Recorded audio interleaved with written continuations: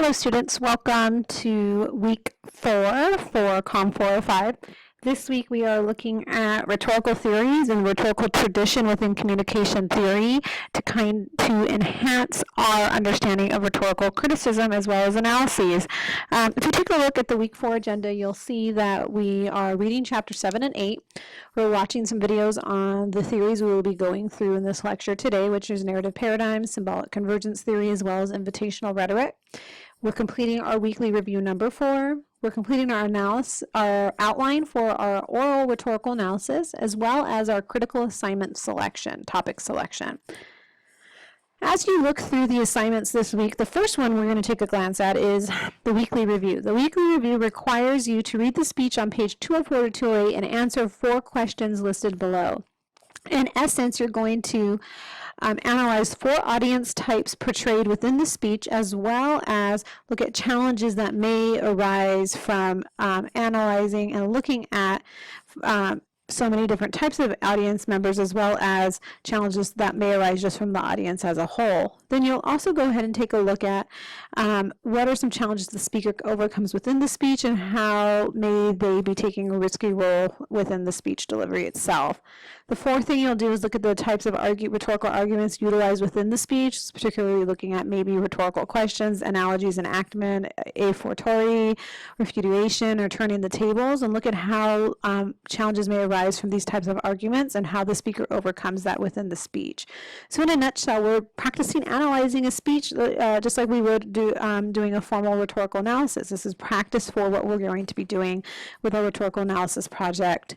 As you look at the outline this week, you need to understand that you are creating an outline for your oral presentation, but the rhetorical analysis project as a whole will be analyzing the same artifact orally, using it through some type of visual and audio presentation, as well as a written presentation, which is in the form of a paper.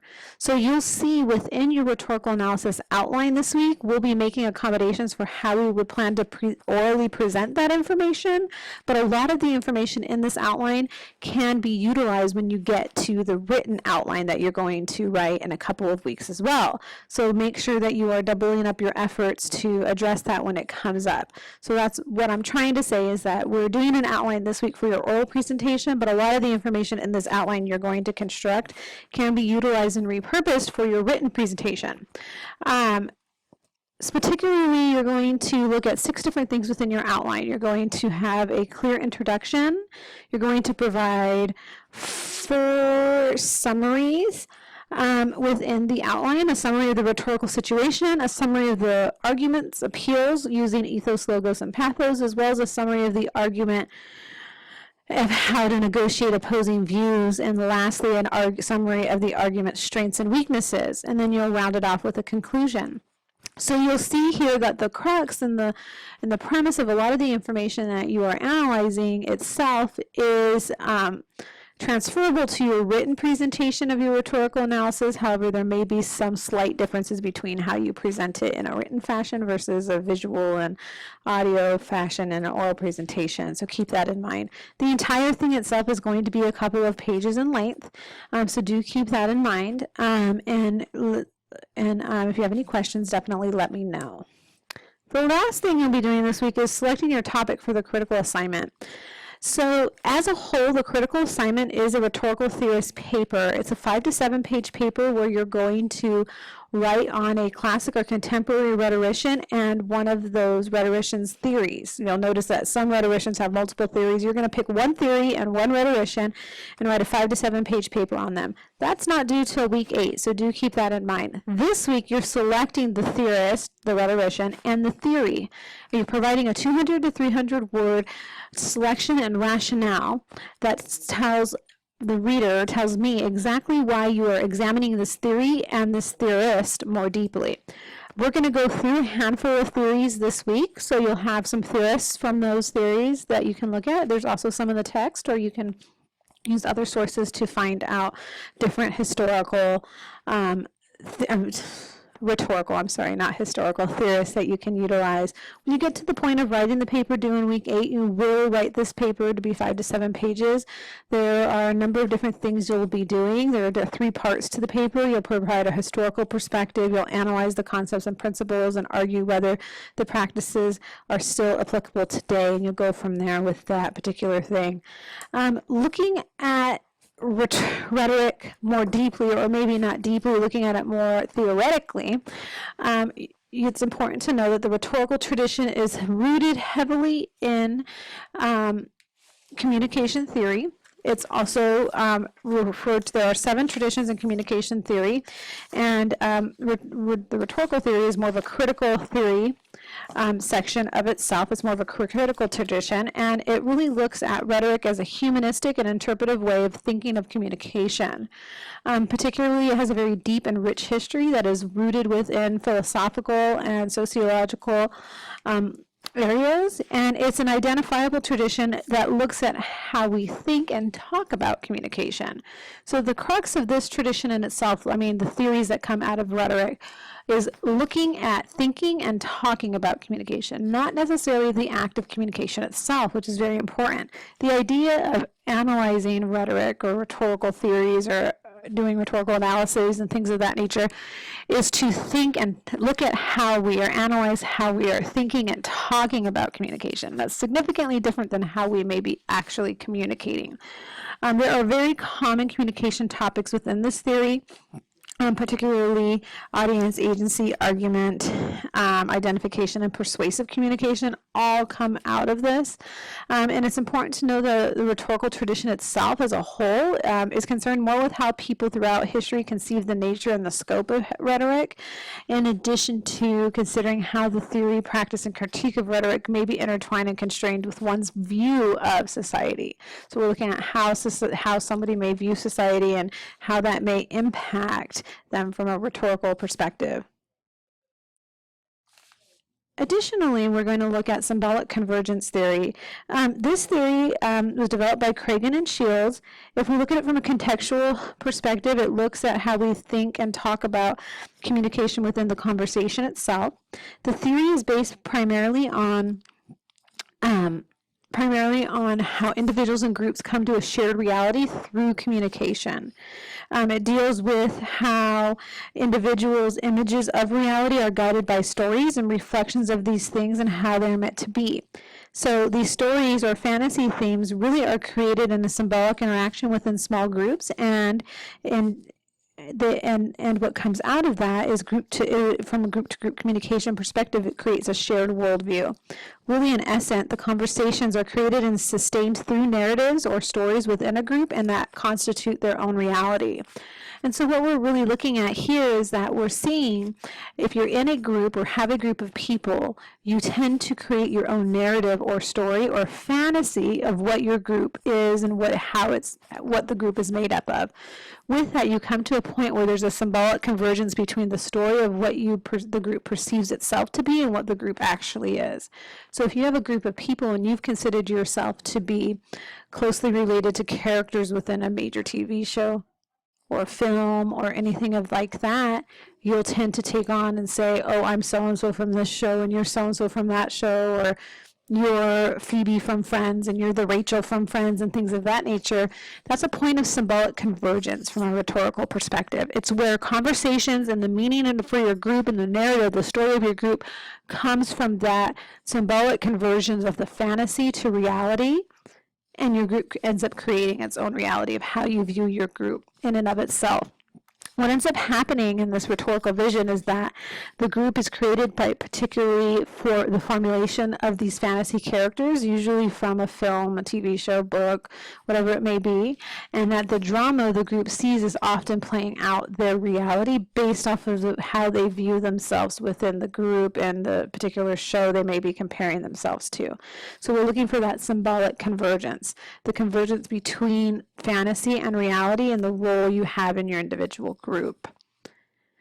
Invitational rhetoric is a little different. It was developed by Foss and Griffin, and their major argument within this theory is that you are using the idea of an invitation literally and metaphorically as a form of conversation. So if you think of what the literal meaning of an invitation is it's inviting someone to something.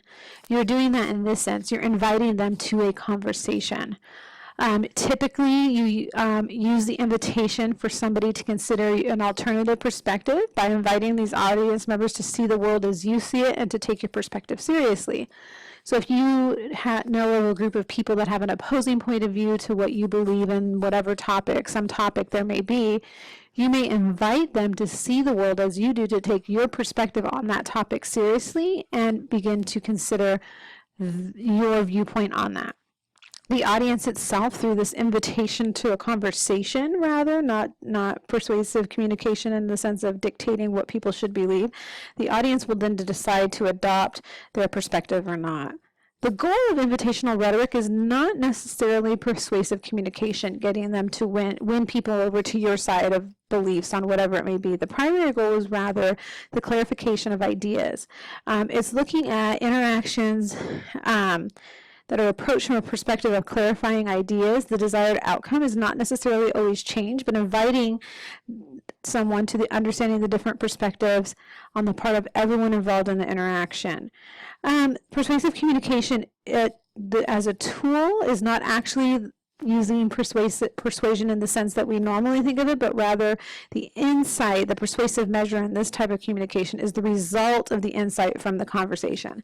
So the goal in being persuasive, because when we look at rhetorical theories, we're looking at the persuasive form of communication, is not necessarily typical persuasive communication tactics, but rather utilizing the insight one gains from a conversation and inviting them into a form of invitational rhetoric to help them understand your perspective more deeply, and that is the persuasive measure. The primary assumption of this theory is that if we deliberately expose ourselves to ideas that are different from ours, we have more opportunities for understanding and either confirming our thoughts on ideas that are different than ours, or perhaps changing our thoughts on ideas that are different than ours. So the whole goal of invitational rhetoric is inviting someone to a conversation to clarify ideas and to understand different perspectives and to better live within the world from that standpoint.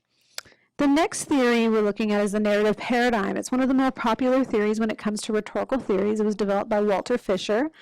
It is adopted using the oldest part of storytelling, and really all meaningful communication is in the form of some type of storytelling. And I apologize for that. Communication is spelled wrong on the third point, but it's I'll fix that in a second. Anyhow, past experiences or influences or need for communication or communicative behaviors narrative paradigm applies to.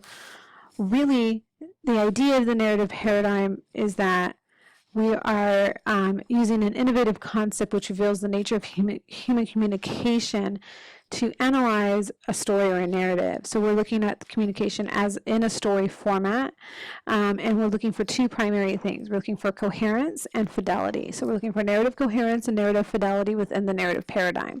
It's saying that any story we are analyzing should have a certain amount of coherence and fidelity. Coherence is the effectiveness of telling the story, the structure of the narrative itself, the resemblances between stories, the credibility of the characters. Narrative fidelity is looking at the credibility and reliability of the story. It looks at persuasive communication. It looks at if the listener is accepting or rejecting the story. If this acceptance or rejection could the events actually be factual? Does it hold some sense and reliability and credibility of thinking that it could actually happen within society? Or have they been too distorted to even be plausible to see that this could actually happen in real life? So the fidelity factors, we're looking at the credibility and reliability of the story. Do they make some reasonable accommodations when narrating the story, the arguments within the story, that it could actually happen within life at some point? The coherence is the effectiveness of delivering the story. How coherent is it? Does it make sense? Does it have a typical structure that is coherent and plausible in the sense of how we should structure a story? Look at the resemblance and the credibility of characters, especially if it is a depiction of an older story. Now we're depicting it in a new way, things of that nature. So in the narrative paradigm, we're really looking at the idea of understanding and judging the credibility and reliability of a narrative, which is a story. And that's through the narrative coherence and narrative fidelity. Just to wrap up what we went through, it's important to know we are reading in chapters 7 and 8. the explanations of the theories that were provided here in this lecture are not necessarily in the chapter. This is supplemental to help you with your critical assignments and moving forward as we get into rhetorical analyses. Additionally, you do need to watch the videos on the theory. That will be very helpful. And complete weekly review number 4, the rhetorical analysis outline, as well as your critical assignment topic. If you have any questions, let me know, and I pray that you all have a blessed week.